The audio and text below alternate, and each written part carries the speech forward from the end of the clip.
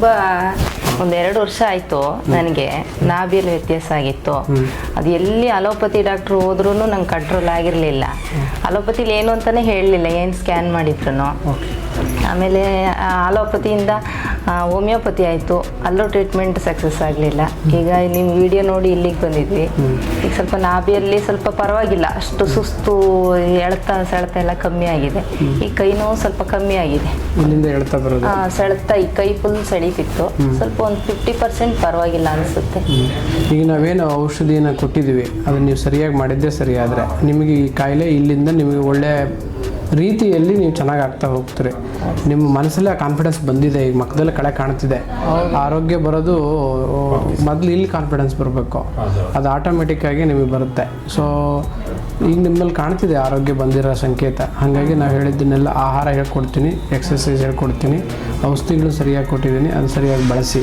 ನಿಮಗೇನು ಭಾಳ ದಿವಸದಾಗಿರೋದು ಮೋಷನ್ ಆಗ್ತದೆ, ಕಾನ್ಸ್ಟಿಪೇಷನ್ ಪ್ರಾಬ್ಲಮ್ ಇರ್ಬೋದು, ಅಥವಾ ಸ್ವಲ್ಪ ಏನಾದರೂ ತೂಕ ಎತ್ತಿದರೆ ಊಟ ಸಮಯ ಬಂದು ಸ್ವಲ್ಪ ಏರುಪೇರಾದರೆ ಹೊಕ್ಕಳ ಹತ್ರ ತುಂಬ ತೀವ್ರವಾಗಿ ಡಬ ಡಬ ಡಬ ಡಬ ಅಂತ ಹೊಡೆಯೋದು, ಸೌಂಡ್ ಬರೋದು.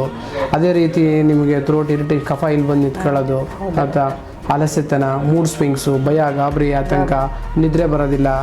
ಸೊ ಒಂಥರ ಮಾನಸಿಕವಾಗಿ ಹಿಂಸೆ, ಅತೃಪ್ತಿ, ಅಸಮಾಧಾನ, ಕಿರಿಕಿರಿ, ನೆಗೆಟಿವ್ ಯೋಚನೆಗಳು. ಸೊ ಇವೆಲ್ಲವೂ ತೀವ್ರವಾಗಿತ್ತು. ಅವೆಲ್ಲವನ್ನು ಅಸೆಸ್ ಮಾಡಿ ನಾವು ಈಗೇನು ಶರೀರ, ಮನಸ್ಸು ಮತ್ತು ಆತ್ಮ ಅಷ್ಟನ್ನು ಕೇಂದ್ರೀಕರಿಸಿ ನಿಮಗೆ ಚಿಕಿತ್ಸೆ ಮಾಡಿದ್ದೀನಿ. ಅವೆಲ್ಲ ಶುದ್ಧ ಚಿಕಿತ್ಸೆ ಅಂತ ಕರಿತೀವಿ. ಸೊ ಅವೆಲ್ಲವೂ ನಿಮ್ಗೆ ಹೆಲ್ಪ್ ಆಗುತ್ತೆ.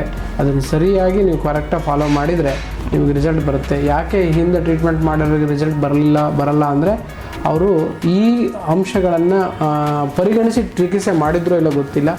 ಬಟ್ ಈಗೇನು ನಾವು ಈ ಅಂಶಗಳನ್ನು ಪರಿಗಣಿಸಿ ಚಿಕಿತ್ಸೆ ಕೊಟ್ಟಿದ್ದೇವೆ. ಬರೀ ದೇಹ ಅಷ್ಟೇ ಚಿಕಿತ್ಸೆಗೆ ಒಳಪಡಲ್ಲ, ಮನಸ್ಸಿಗೂ ಚಿಕಿತ್ಸೆ ಬೇಕು.